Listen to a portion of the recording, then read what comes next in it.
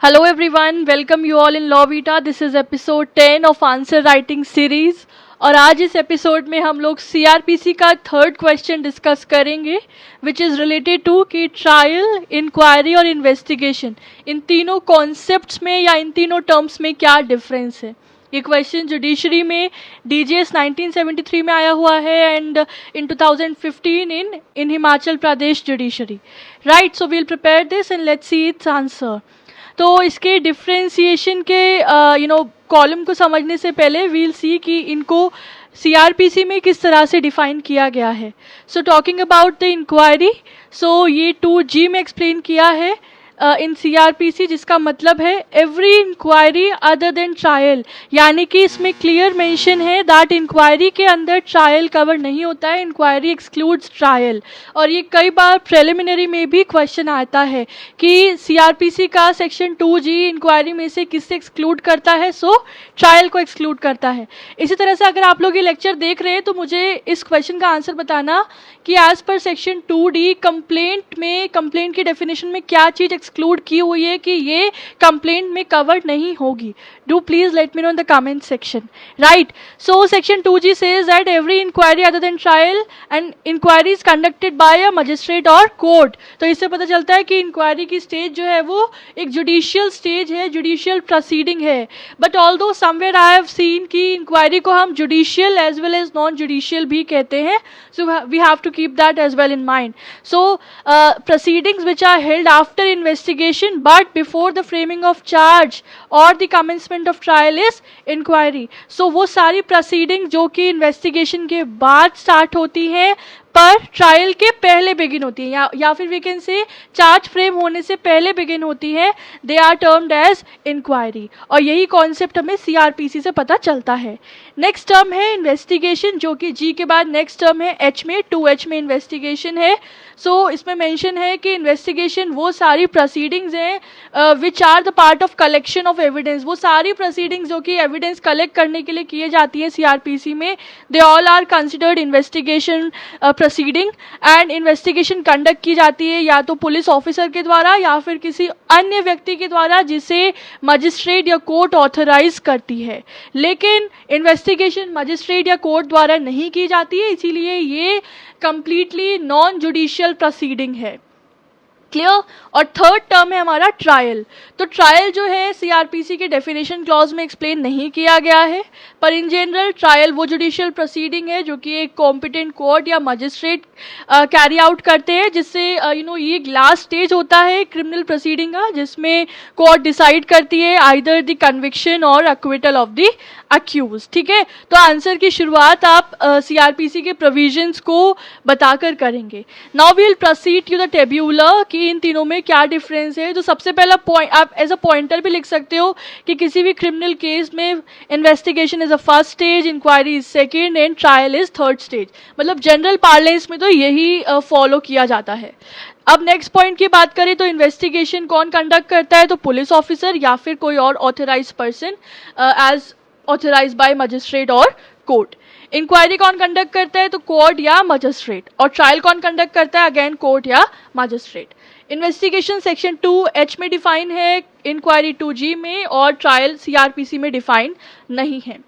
Next point, purpose की बात करें कि इन्वेस्टिगेशन क्यों कंडक्ट किया जाता है। सो इसका पर्पस हमने जाना था सेक्शन 2H में। इसका पर्पस है एविडेंस को कलेक्ट करना for inquiry and trial. Inquiry का पर्पस होता है ये डिटरमाइन करना बाय द जुडिशरी और बाय द जज और मजिस्ट्रेट कि जो एलिगेशंस लगाए गए हैं उसकी क्या ट्रूथफुलनेस है, क्या ट्रस्टवर्दीनेस है।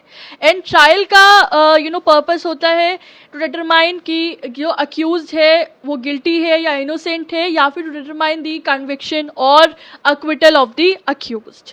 राइट, नेक्स्ट बात करें नेचर की, तो investigation purely non judicial proceeding है। इंक्वायरी जुडिशियल भी हो सकती है, नॉन जुडिशियल भी हो सकती है, but trial is exclusively a judicial proceeding. बात करें कि इन्वेस्टिगेशन प्रोसेस का एंड कहाँ पे होता है, तो जब इन्वेस्टिगेशन हो जाती है या फिर यानी कि जो भी रिक्वायर्ड एविडेंस है वो पुलिस ऑफिसर या ऑथराइज पर्सन कलेक्ट कर लेते हैं, उसके बाद वो एक क्लोजर रिपोर्ट या फिर चार्ज शीट जो है वो तैयार करके वो कोर्ट को सबमिट करते हैं।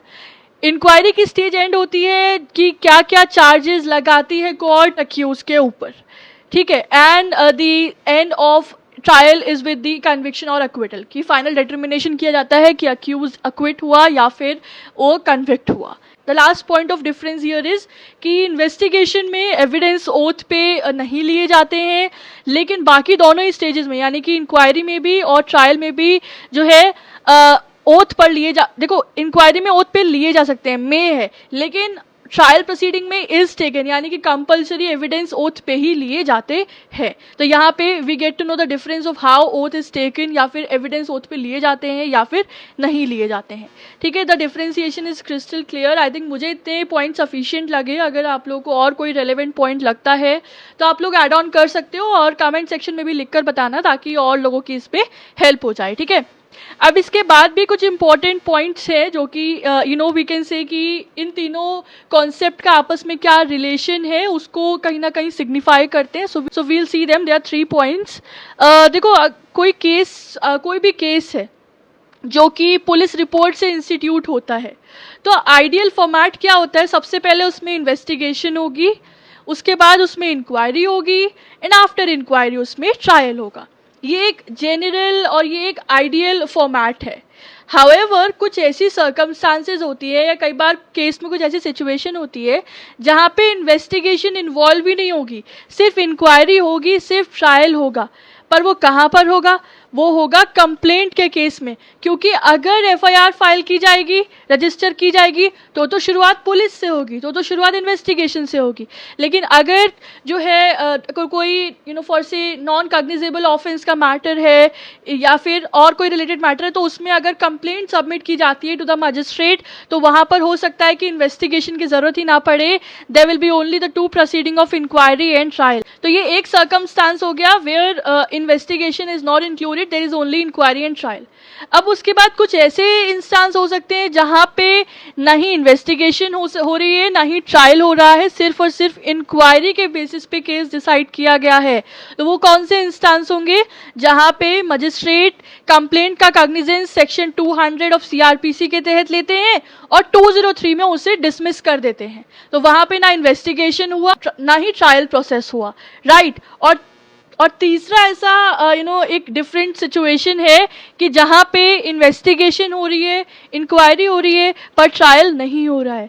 वो कौन सा केस है? जहाँ पे केस तो इंस्टीट्यूट पुलिस रिपोर्ट से हुआ, पर आफ्टर टेकिंग कॉग्निजेंस मजिस्ट्रेट ने इंक्वायरी स्टेज पे ही अक्यूज को डिस्चार्ज कर दिया, तो फर्दर ट्रायल का वहाँ पे सवाल नहीं उठता है या ट्रायल में केस नहीं प्रोसीड होगा, राइट। सो इन जनरल तो यही होता है that the proceeding start with investigation, then inquiry and then trial।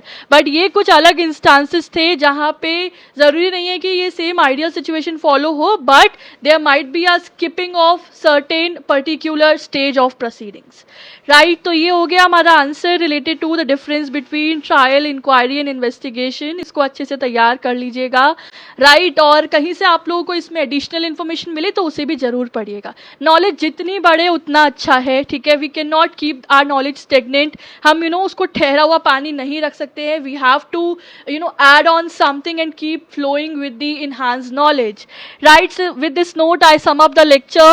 Video कैसा लगा, एक्सप्लेनेशन कैसा लगा, कमेंट सेक्शन में लिखकर बताइएगा, और अगर यूजफुल लगा तो अपने फ्रेंड्स के साथ शेयर भी करिएगा।